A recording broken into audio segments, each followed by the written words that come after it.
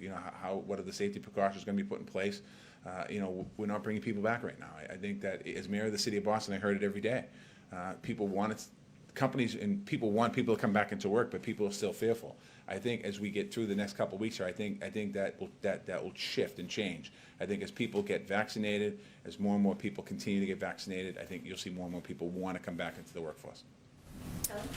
What will the impact on these travel changes that are taking place? The CDC is saying those who are fully vaccinated can travel. Obviously, hospitality, travel, entertainment have been big sectors that have suffered a great deal.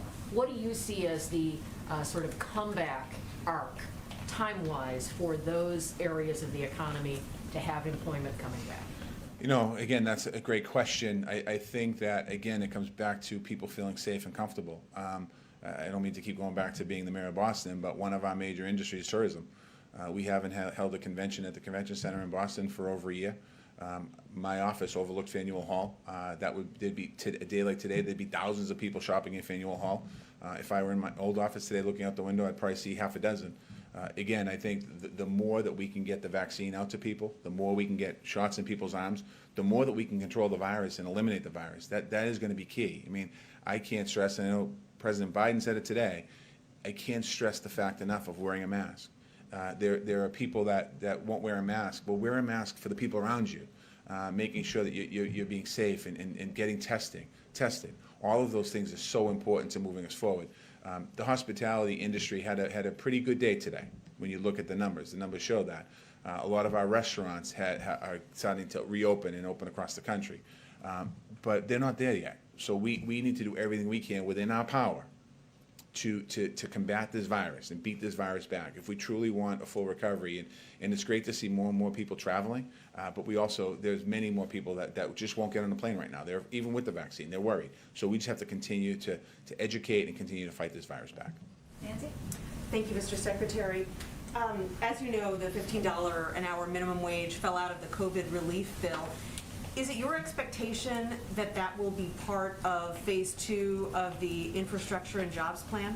Well, I think, the president's been very clear. He is very supportive, as I am, of raising the minimum wage, and I think that we will continue to work till we get a vehicle that we can have a debate and a vote on the minimum wage. I think that the minimum wage is really, when you look at the aspects of today's plan, one of the areas that we saw a lot of growth was in low-skilled, mostly a lot of high school dropouts that came into the workforce, low-waged earners. Minimum wage changes that dynamic. Those same workers coming back having a minimum wage raises their wages, which actually put more money back into the economy. So that's something that I know the president's focused on, I'm focused on as Secretary of Labor, and I know there's other members of the administration going to be focused on that as well. But you haven't decided whether that'll be part of phase 2. That's a conversation I'll have to have with the president. And then on today's job numbers, one of the things we noticed was that the unemployment rate for Asian Americans went up almost a full percentage point, even though those numbers dropped for almost every other demographic group, or at least stayed the same. Do you know why? That came up in the conversation in my briefing this morning, so they're still diving in to try and figure out what that's all about, so we'll get some information on you. We didn't have the information today. They're trying, because it seems a little, everyone brought that number kind of jumped out, everyone's saying there's something not right here. Thank you. Jen? On the infrastructure plan, to what extent should union jobs be prioritized in that infrastructure plan? I think in a lot of ways, I mean, a lot of those jobs will be union jobs. I think that it's important, though, that to make sure that those jobs that are inside this bill, whether it's road and bridges, whether it's water upgrading, whether it's VA, all of those construction jobs, if you will, I think it's really important that there's good wages with those jobs.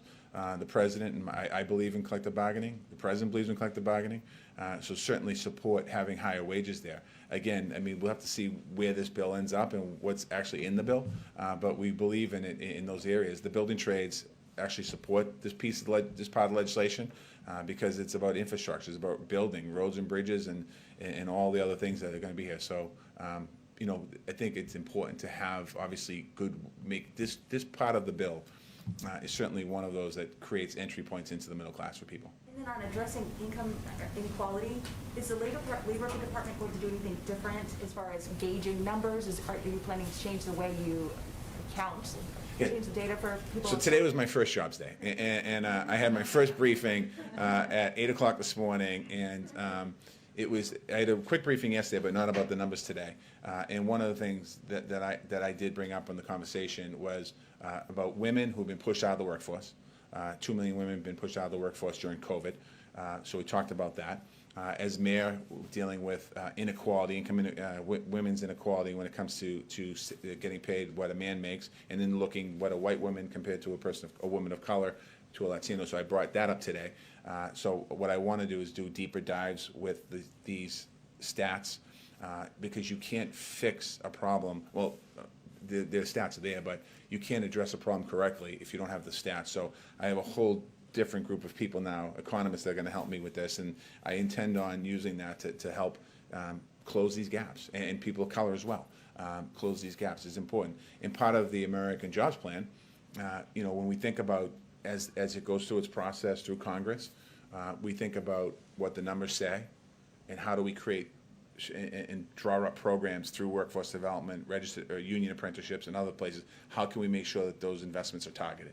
So those are all things that we can collectively do, and also work with commerce, work with transportation, all of my colleagues, other secretaries, because this issue of inequality is not just a labor issue; it's all across the board. Darlene? Thank you. 916,000 jobs. Do you think that pace of hiring is sustainable? I hope so. I was asked a question like that earlier today.